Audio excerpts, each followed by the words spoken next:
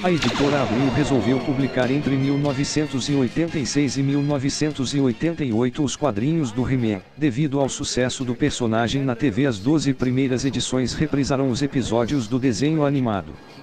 Elas também correspondem aos 12 números da revista francesa que publicou em 1984 essas histórias.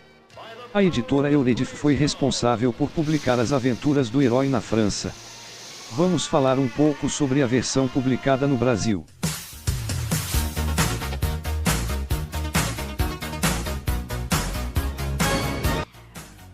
Enfim chegaram. O momento tão esperado, já está na coleção as edições de He-Man, a revista em quadrinhos publicada pela editora Abril que trazia as aventuras do herói. Naquela época o desenho da TV foi um sucesso, trazia uma legião de destemidos guerreiros e um universo de perigos, aventuras e muita emoção. Todos os meses a criançada vibrava com o Gato Guerreiro, Mentor, Tila, Zoar, Gorpo e, é claro, He-Man, enfrentando os mais horripilantes e perigosos vilões.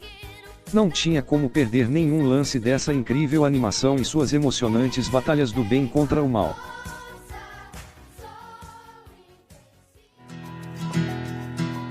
Na primeira edição temos a armadilha de Esqueleto. Os guerreiros do mal atacam o Palácio Real e quando He-Man sai, os vilões o capturam, apagam sua memória e o mandam para a encruzilhada de todas as raças humanas. Agora Gorpo, Ariete e Pacato formam um trio inusitado que tentará resgatá-lo. A história é uma adaptação do episódio 19, A Busca por He-Man, da primeira temporada. No desenho animado He-Man tem sua memória apagada pelo esqueleto e fica perdido na encruzilhada. Esse fato foi ignorado na edição deixando na minha opinião a história sem sentido. Exemplo, na página 26 o próprio Zodak alerta Gorpo, ele diz, talvez He-Man tenha perdido a memória, mas na página 25 o leitor já sabe que He-Man lembra o próprio nome e na página 44 quando Ariete pergunta, ei He-Man, tudo bem? O herói responde, é um prazer ver vocês. Mas os desenhos ficaram muito bons. A edição número 1 foi republicada em He-Man Especial número 1. A edição número 2 também foi republicada em He-Man Especial número 1. Os desenhos ficaram muito bons, talvez uma das melhores adaptações das 12 edições. O que chama a atenção são as cores utilizadas no herói e outros personagens. Exemplo, o cabelo amarelo de He-Man, a cor cinza usada nos braceletes, o marrom no Gato Guerreiro, o verde na vestimenta da feiticeira, mas em compensação as cores do Homem-Fera e Multiface estão de acordo com a versão da TV. A capa da edição também merece elogios pelo colorido e é uma das minhas favoritas. O monstro. A bela, porém muito snob, Lady Edwina chega ao Palácio Real.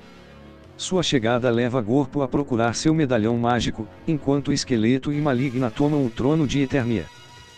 A história é uma adaptação do episódio 18, Criaturas do Pântano de Tar, da primeira temporada. Chamada apenas de O Monstro, essa edição foi a minha primeira revista do He-Man. Temos uma edição sem muitas alterações na história original. Somente a repetição no uso das cores nos personagens, He-Man com o cabelo amarelo, o uso do cinza nos braceletes e no monstro, a calça do Príncipe Adam em um tom azul muito escuro e o marrom na armadura do Gato Guerreiro. Foi nessa edição que o Correio de Eternia fez sua estreia. A Ilha dos Monstros. Na ilha de Selkie, o historiador real Ovar e seu filho Jasten são ameaçados pelas criaturas que habitam o lugar. Para salvar os dois, o príncipe Adam e Tila viajam através dos mares de Eternia para entregar o oscilador variável de alta frequência. Na edição número 4 vinha um brinde, 6 estampas exclusivas dos personagens.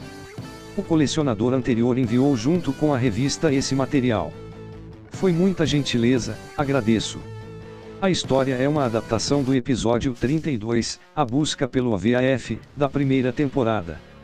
Trouxe brindes para a garotada e uma história bem adaptada para os quadrinhos. O uso das cores nos personagens foi normalizado e os desenhos são muito bons. O nível da revista estava mantendo uma qualidade nesses primeiros 4 números. Apesar de histórias já vistas na TV, a Ilha dos Monstros conseguia agradar ao público e por isso foi republicada novamente em He-Man Especial número 2.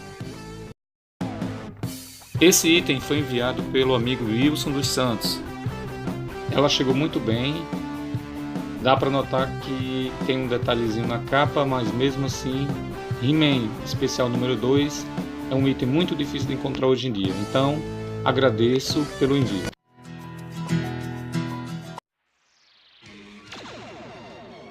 O feiticeiro. Tauron usa objetos poderosos de outros mundos para dominar o tio de Gorpo e atacar o castelo. A história é uma adaptação do episódio 23, Tio Favorito de Gorpo, da primeira temporada. O feiticeiro é outra história sem sentido para o leitor, pois o vilão é apresentado de uma forma rápida e seus objetivos não ficaram bem explicados.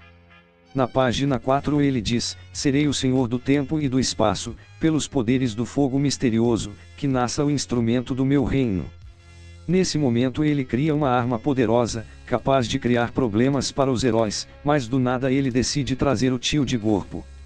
Na tradução não é explicado o motivo dessa ação, afinal no desenho animado sabemos que eles eram inimigos e o mago faz isso para se vingar dele. Como isso não ficou bem explicado na história, parece que tudo não passou de uma escolha conveniente para usar o amuleto. Os desenhos já mostram um pouco de perda de qualidade nos detalhes, mas nada muito exagerado. O outro mundo.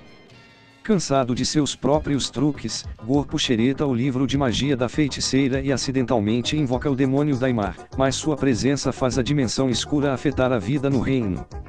No último quadrinho dessa história, He-Man finaliza dizendo: "Adeus, Daimar."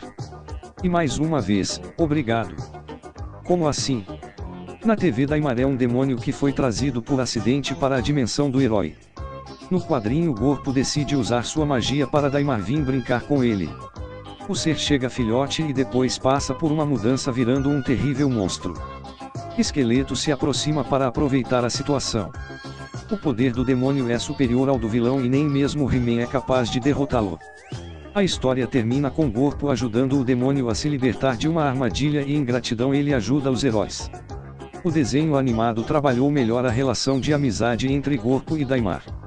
No quadrinho tudo ficou muito simples. Os desenhos também continuam perdendo qualidade. A invasão do dragão. De posse da pérola do dragão e muitos ovos de dragão, Esqueleto lança um ataque a todos do reino. Essa é uma adaptação do episódio 9, A Invasão do Dragão, da primeira temporada. A revista prometia trazer as melhores histórias apresentadas na televisão, foi o que aconteceu nos primeiros números, o problema começou na edição 7. A qualidade dos desenhos foram mudando até chegar a um traço rascunhado em vários quadros. Também a pintura mudou. Observando as cores do Homem-Fera, elas ficaram bem estranhas comparando com as outras edições. Muitos leitores escreviam para o correio da revista reclamando também dos argumentos. Bom, os textos eram totalmente diferentes dos apresentados pela TV. Essas mudanças, segundo a editora, se faziam necessárias para que as aventuras pudessem ser lidas de uma forma dinâmica, numa linguagem coloquial e de fácil assimilação pelo leitor. A revista He-Man precisava no mínimo de 60 dias para ser executada: tradução, montagem, copydesk, cor, letras, revisão e produção. A França foi o primeiro país a apresentar o quadrinho do desenho do He-Man, seguida dos Estados Unidos, Brasil e 36 países. Nas sessões de cartas, é sugerido que os desenhos da revista foram criados por uma equipe de desenhistas franceses. Em uma época sem internet e publicações voltadas para o mundo dos quadrinhos, a revista do He-Man era a melhor referência para a garotada com informações sobre o personagem. O público leitor da revista era em sua maioria constituído por crianças entre 7 e 12 anos. Os fãs do herói queriam curtir os personagens nos quadrinhos, suas aventuras e seus amigos, os eternos defensores da luta do bem contra o mal.